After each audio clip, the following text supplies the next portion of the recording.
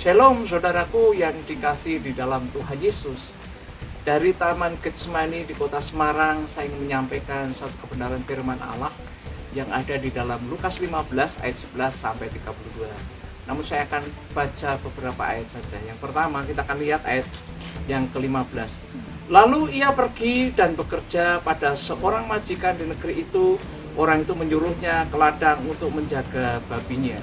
Saudaraku yang kasih dalam Tuhan, dua anak yang hilang memberikan suatu gambaran dan contoh dalam kehidupan kita. Anak yang sulung, dia kehilangan cinta kasihnya. Anak yang bungsu, justru lebih banyak lagi dia kehilangan cinta kasihnya.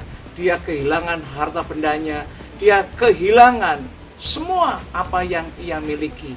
Hilang karena dia telah melakukan perbuatan dan kesalahan yang ia bangun sendiri atau dia buat sendiri. Dia telah menjualkan hartanya itu untuk dihabiskan dan hidup berpoya-poya sampai pada titik terendah. Akhirnya dia bekerja karena dia sudah tidak bisa berbuat apa-apa. Kita lihat di dalam ayat yang ke-15.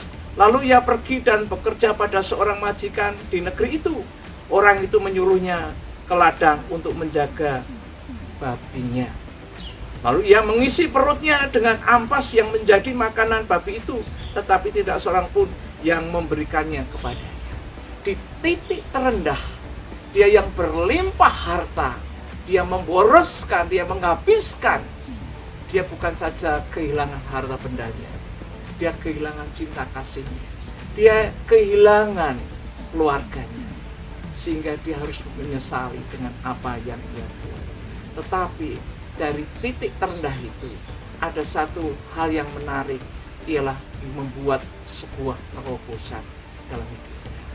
Ayahku kaya, ayahku penuh cinta kasih, aku harus bangkit, aku harus memulai hidup yang baru.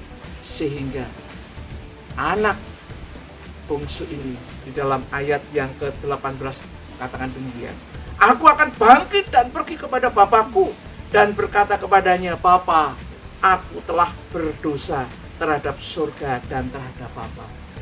Terobosan yang ia buat adalah sesuatu yang menarik.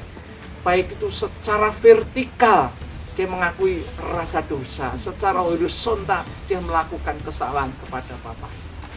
Sebuah terobosan yang baik yang dilakukan anak yang bungsu.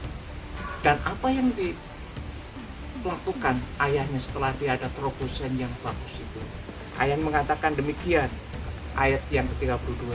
Kita patut bersuka cita dan bergembira karena anakmu telah mati dan menjadi hidup kembali.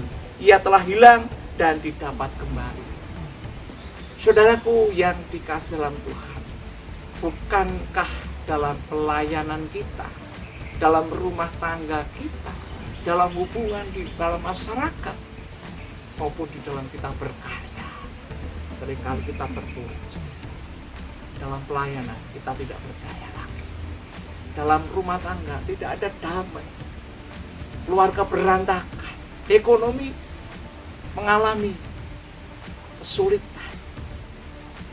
Tuhan memberi kesempatan kita untuk datang.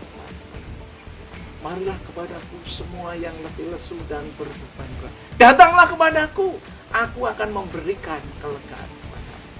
Anak yang bungsu telah mengambil keputusan melalui terobosan. Dia mengakui secara vertikal dia adalah manusia berdosa. Secara horizontal dia mengakui kesalahan yang dibuat oleh ayahnya, yang dilakukan untuk ayahnya, dan dia bangkit dan pulang. Ketika dia pulang mendapat sambutan yang baik.